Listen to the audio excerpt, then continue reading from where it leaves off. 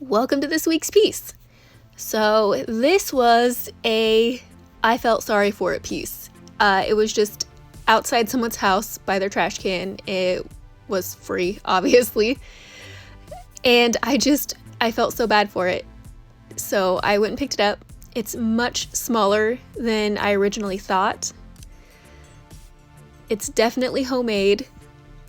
And it's been through some things. But I thought, you know what? This could be cute. So we're gonna have a go at it.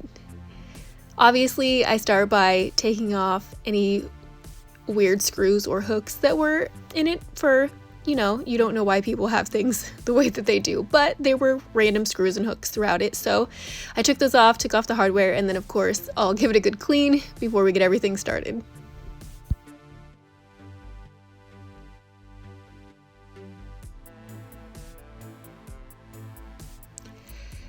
Now, since this wasn't built of quality lumber, I'm going to fill in some holes that were necessary, like the screw holes that were in there that kind of stick out, but this thing has a lot of dents and scratches, and I'm not going to go through and fill them all.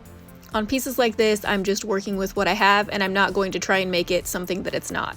I know it's in rough shape, and aesthetically, it's ugly, but structurally, it's totally fine, so it'll last for years and years. It's just, not pretty. So the finish is going to kind of be pretty how I like to do things, but then also I'm going to leave it with its character of being homemade and kind of cottagey. So this part I'm really sad about. I thought I had hit record on the whole process, but in those gloves they're supposed to use with my screen, they did not. So I'm missing a section of me repairing this drawer front, which I think would have been really cool information for you guys, but I'm really sorry. So I'll just try to explain it. I'm getting a smooth edge here with my chisel so that I can then glue on a block of wood. And then once I get the block of wood glued on, I can then go in and chisel it and shape it to match the drawer. So that's what I did. I'm really sorry I don't have the entire process because, like I said, I was working and I thought it was recording and it was not. I do have other videos where I repair something like this similarly, so I can link a couple of those down below.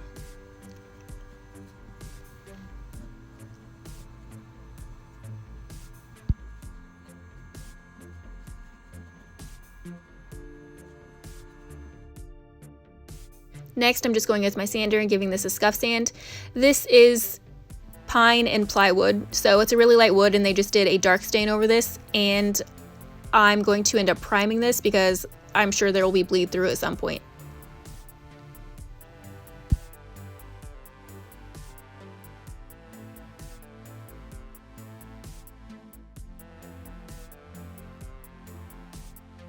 I always use the same primer. It is the 123 primer in gray. It is my all-time favorite. I tend not to work with any oil-based products. I do have a couple, but I almost always go back to water-based. I just feel like it's safer, especially since I have my kid with me a lot of the times, and I want to make sure that he's not breathing anything icky. So this does a job, and for the most part, not always, but for the most part, it stops any bleed through. It's also going to help smooth out the surface of some of this wood that is just not great.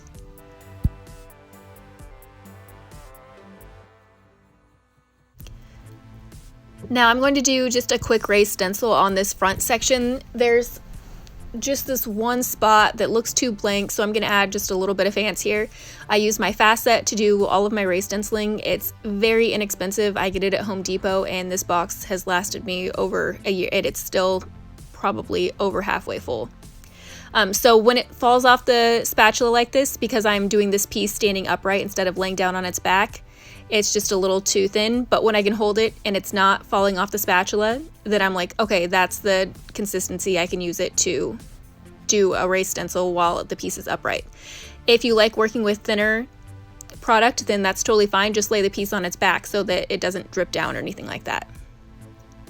This is a super easy process. I just put my stencil on, take a spatula of some kind and scrape it off. And then once you lift the stencil, it is ready to go. While I'm waiting for that to dry, I'm just going to go through and paint all the spots on the piece where I'm going to put my decoupage paper. Usually I will just totally decoupage over my gray primer and that works out well, but in this case I wanted it to be the white backdrop to have like a little more pop in the paper. And then I'll go over the entire piece with the Wisteria color.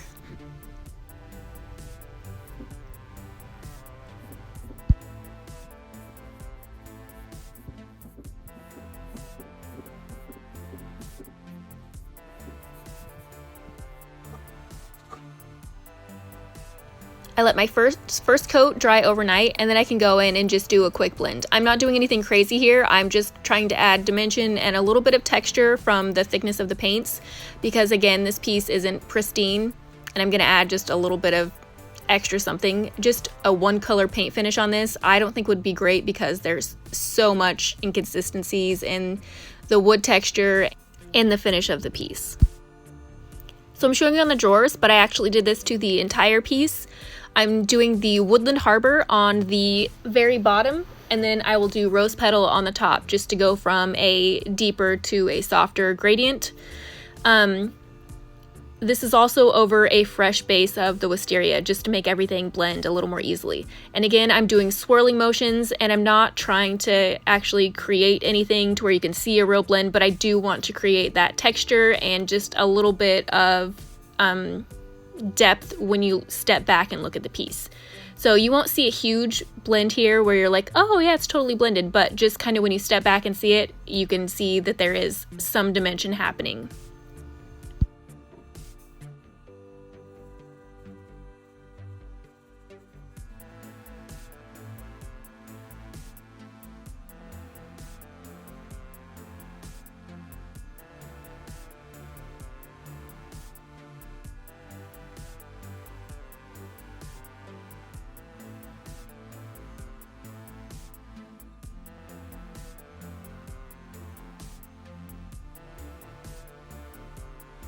Now the decoupage here is, I think, what kind of brings this all together and just adds another level to it because it's an antique print. This is just gift wrapped tissue paper that I found on Amazon, but it has that really old school kind of floral vibe. And so adding this in here, I think goes really well with the age of the piece and kind of the weird homemade style of it.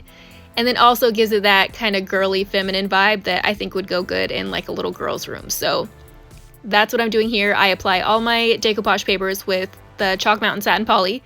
I do a one swipe at the top to hold the paper in place, and then I will go back in and smooth the rest of it down. On this piece especially, I am not worried about wrinkles or anything like that. I will smooth it out mostly, but I think it will just add character to have a little imperfections as we go. And then I will go through with a razor blade and just trim off any excess around the edges.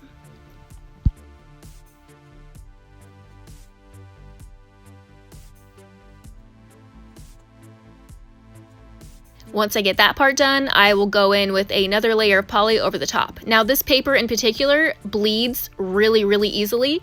So if you would like it not to bleed, it's best to spray a finish over the top of it or wait till it dries overnight and then go in with your poly and do it. I actually want this to bleed because at the end I'm gonna go in with antiquing wax and darken up the entire thing anyway, so it's actually just gonna be perfect the way it is. Now here I'm just going to pop out the stencil with some gold gilding wax. I just put the stencil on just to help me go on and do it quickly. You could just do this with your fingers or a small brush if you wanted to just hit the high points, but this was just faster. I had my stencil right there.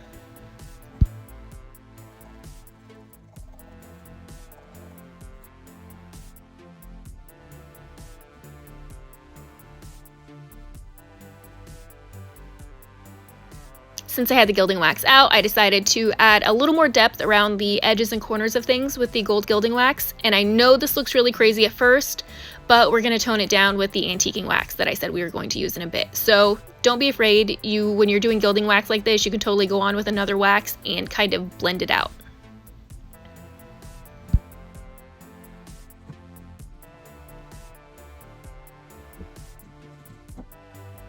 And so stepping back, looking at this, I was like, you know what, I need something just along the bottom. So I did the same stencil down there just to kind of bring it together. And then I also did the drawer sides with the same stencil. Now I'm going to go in with the antiquing wax. Remember that I said that this will blend out any of your gilding wax. It totally will, so if you have a fresh spot of gilding wax that you don't want messed up, like the stencil that I did at the bottom, I'm not going to go over that part with the antiquing wax because it will completely remove it if I put it over the top and scrub around.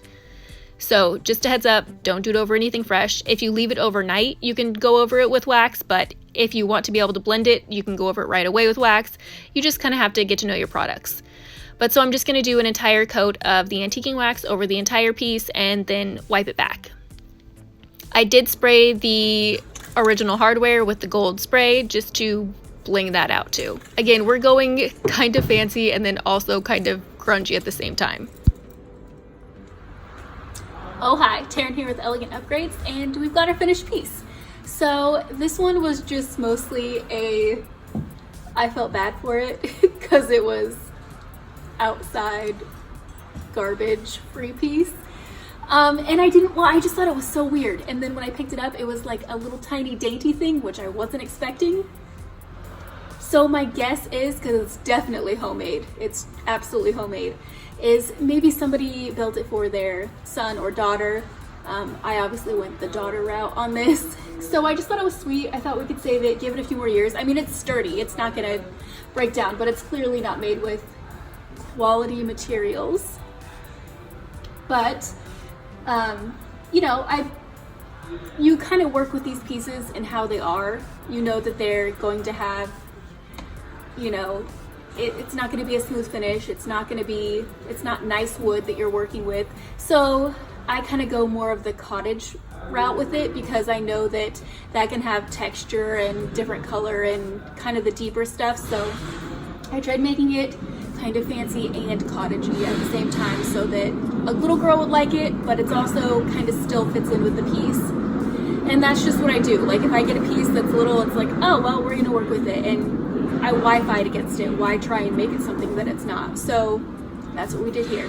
I probably wouldn't even sell this for much if I find somebody that I like that just really needs something. I'd rather just give it to them because I don't feel comfortable selling something. I mean, you can see the screws on the outside, which again, it's very sturdy, but it's just not a typical something that I would feel comfortable charging a lot for. So I know a lot of you have questions about pricing and things like that. So that's kind of where I would be at with this piece, where it's just like, if I find somebody who likes it, I might just, you know. But yeah, I'll throw it up for a couple bucks and see if somebody just wants to come get it and take it out. Because it's cute and sweet, and it'll definitely survive for a while, but it's not, you know, an antique by any means, and it was definitely homemade, and I just thought it was sweet, and I like that, you know, it has some kind of story behind it, and why let it get trashed when it's still perfectly usable. So anyways, thank you guys so much for always being so incredible, and let's get you some photos, and I'll see you next week.